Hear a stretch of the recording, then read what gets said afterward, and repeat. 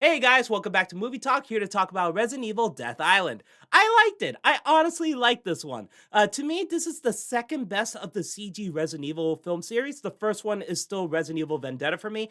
And here's the thing about the CG movies. They're all stupid. They're all really stupid, but I'm okay with stupid movies as long as they're entertaining. If they're boring, then it sucks. But that's why I like Vendetta the most. This one's the second best one.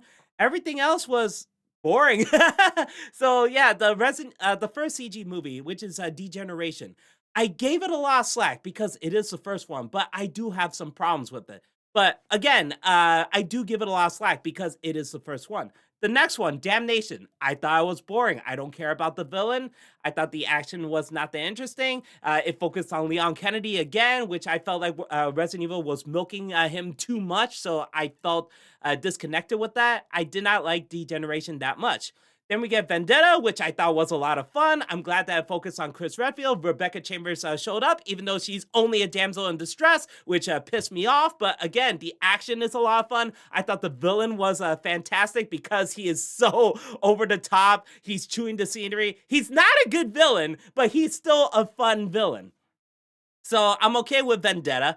And then we get Infinite Darkness, which is a CG full length movie. It's 1 hour, 30 minutes long altogether, but they decided to split into 4 little parts on Netflix, even though they released them all at the same time. Again, release it as a full movie. I don't get it. That to me is the most boring one out of this whole CG film series. So yeah, I did not like Infinite Darkness at all. And now we got Death Island, which is basically the Avengers movie for Resident Evil fans. We get Jill Valentine, Chris Redfield, Claire Redfield, Leon Kennedy, and Rebecca Chambers helping each other out, kill zombies, fight bioweapons. That's pretty much what a lot of us Resident Evil fans wanted. And yeah, it delivered on that.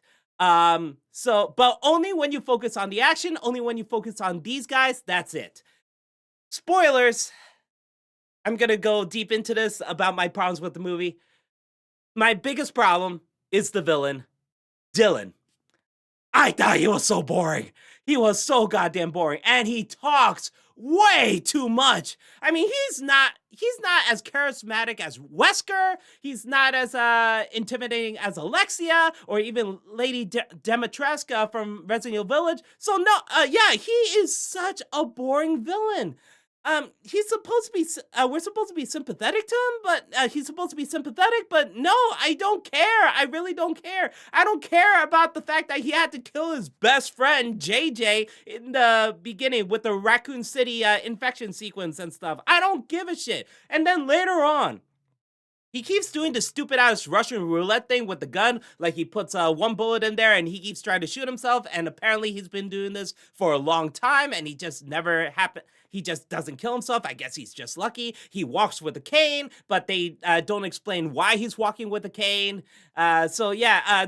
The only interesting about him is the fact that under certain lighting, he can either look like Ethan Hawke or he can look like young Jeff Bridges from Tron Legacy. Yeah, so it depends on the lighting. Sometimes he looks like young Jeff Bridges, sometimes he looks like Ethan Hawke, and it's kind of entertaining when you only focus on that. But everything else, oh my god, he drones on and on and on, and he's just a very stereotypical villain. He wants to transform the world in his own image. He wants to control the population. That's why he creates these mosquitoes with the T virus infected in them, and then he is able to control them so he could pick and choose who to infect and stuff. And this infection rate sometimes makes no sense because when it stings someone, they can immediately become zombies within seconds. Like in World War Z, a person becomes a zombie within 12 seconds. But here, they immediately become zombies within a second. Like immediately, they have rotten skin,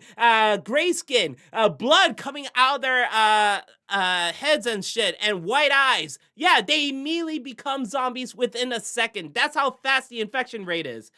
And but the thing is that these tourists, sometimes when they become infected, they don't even show any symptoms. But when it infects Chris Redfield, Claire Redfield, and Leon Kennedy, they get bitten, they feel sick immediately, and then they slowly become zombies.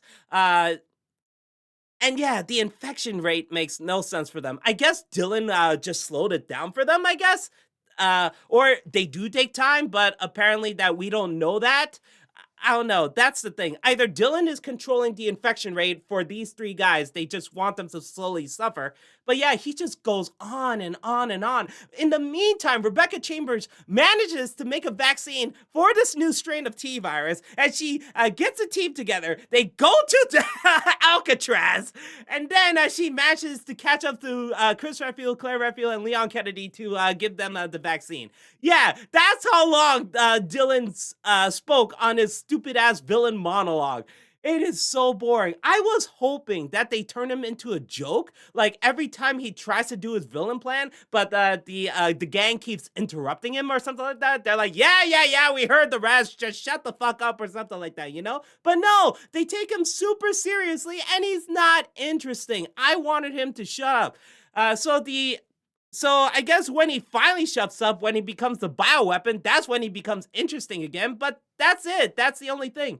I kind of wish that he's been infected with the virus the entire time. So there would be like a Wesker versus the gang moment. Like, oh, he doesn't need the cane after all. He's able to become super powered. He's like the senator from Metal Gear Rising Revengeance. You know, like nano machines, son. So he rips it off, becomes buff and stuff like that. He uses his superhuman T virus strain to try to defeat the gang and stuff like that, and then become a giant bioweapon. But no, he's just walking around with a cane the entire time, injects himself finally, and then merges with a zombie shark to become something that looks like Nemesis from Resident Evil 3 Remake.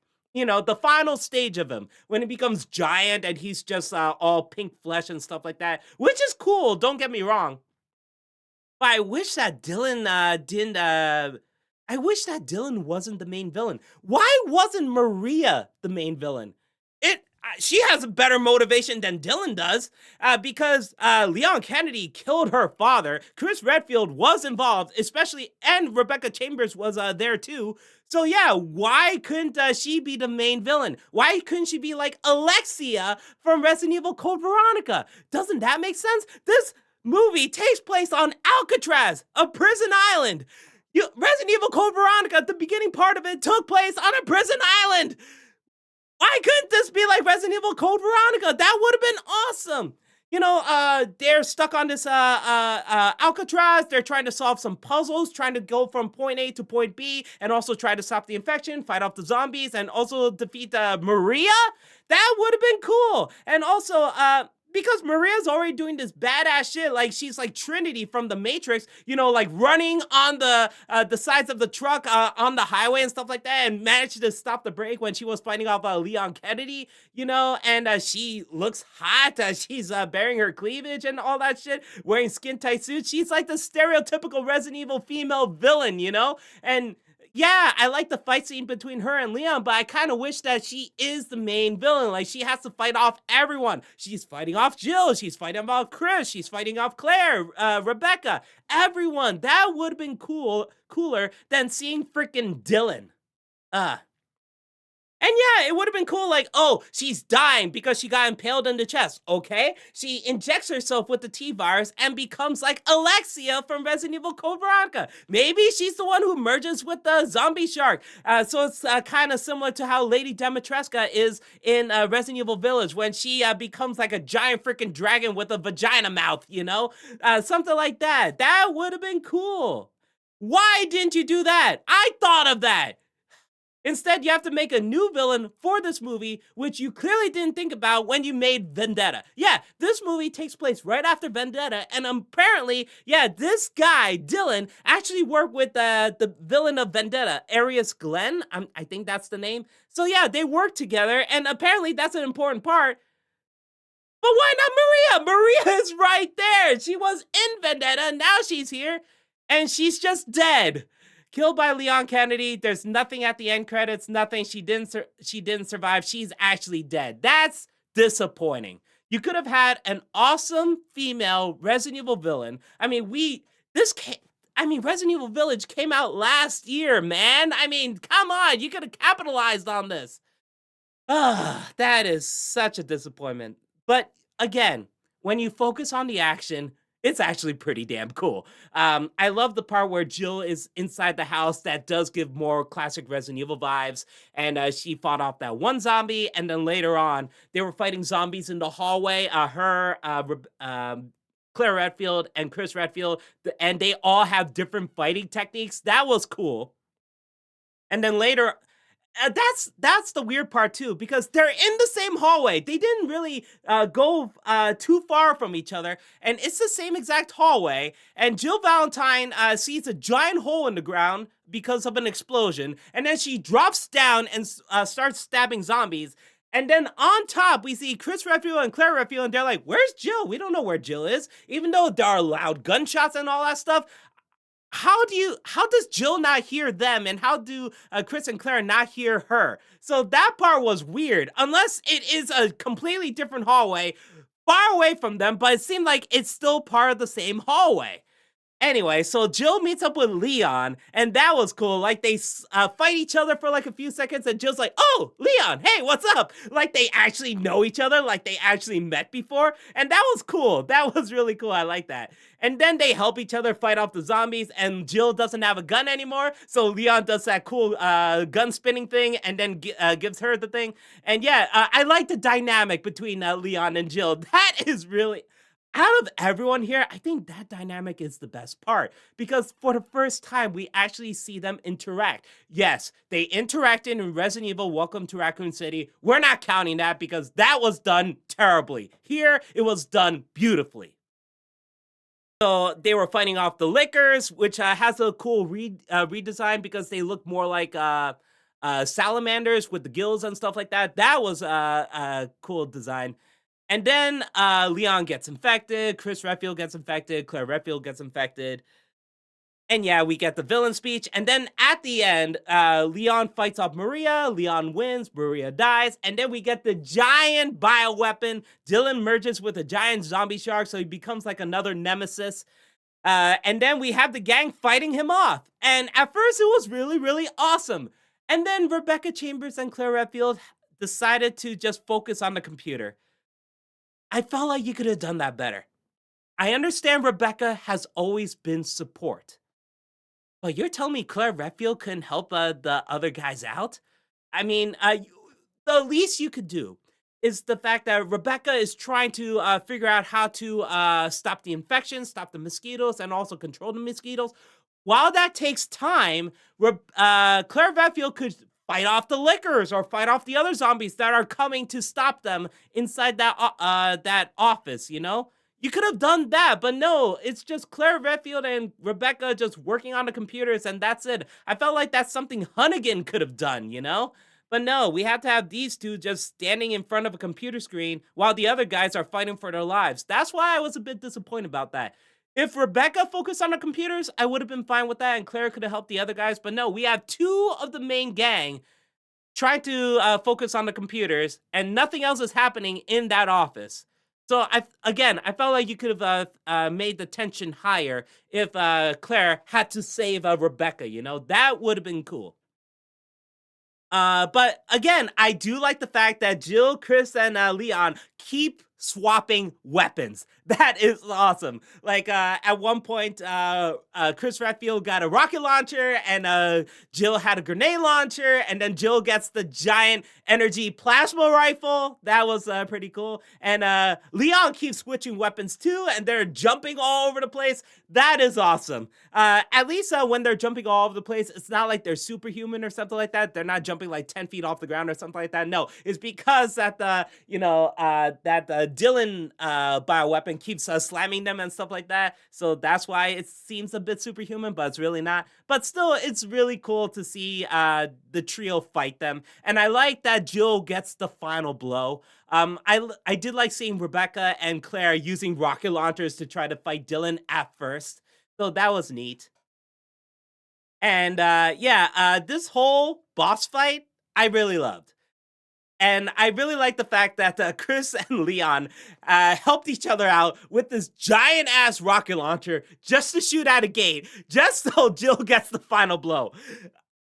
I'm pretty sure that the Leon and Chris could have killed Dylan with that thing because it's super huge, but whatever. They destroyed the gate, which slammed down on Dylan, and Jill managed to put a grenade in Dylan's mouth and he exploded. Fine, that's fine. And it pretty much ended right there. Overall, I had a great time with this movie. Again, Dylan sucks. Maria should have been the main villain, or there could have been another bioweapon that's like Nemesis. Like, we have the Stars team here, The Stars team. We have Jill, Chris, and Rebecca right here. We could have another Nemesis trying to chase them down in Alcatraz. Again, why am I thinking of these ideas and the creators at Capcom don't think about it? It's super simple. And yeah, I wish there were more like puzzles, at least one freaking puzzle. And yeah, I guess you could say on the computer screen when Rebecca and Claire were doing their thing, you could see like them trying to figure out the nodes and stuff like that. But that's very quick, so that was a bit disappointing. You could have had any puzzle. You don't have to have like a piano there, but you could have something with rotating the statues or something like that, or figuring out which door lock or something like that. Something, just one puzzle, one freaking puzzle. That's all I want. All right, so yeah, I had a lot of fun with Resident Evil Death Island. I do recommend it if you're a Resident Evil fan, but I will warn you, it is stupid. It continues on the action sequences from Resident Evil Vendetta. I know a lot of people who honestly hate Vendetta, which kind of shocks me because I thought that was the best one because it's fun. But a lot of people said no, it ruins the vibe of Resident Evil. It's too much action focused and stuff like that. They prefer the slower action in Resident Evil Degeneration and also Infinite Darkness. I kind of see that, but at the same time, I don't know. But anyway, I do recommend it if you're a Resident Evil fan, you want to see the gang, but I will warn you, it is stupid. You probably might hate this. So, yep, that's how I feel about Resident Evil Death Island. All right, thanks for watching, everyone. See you next time. Later.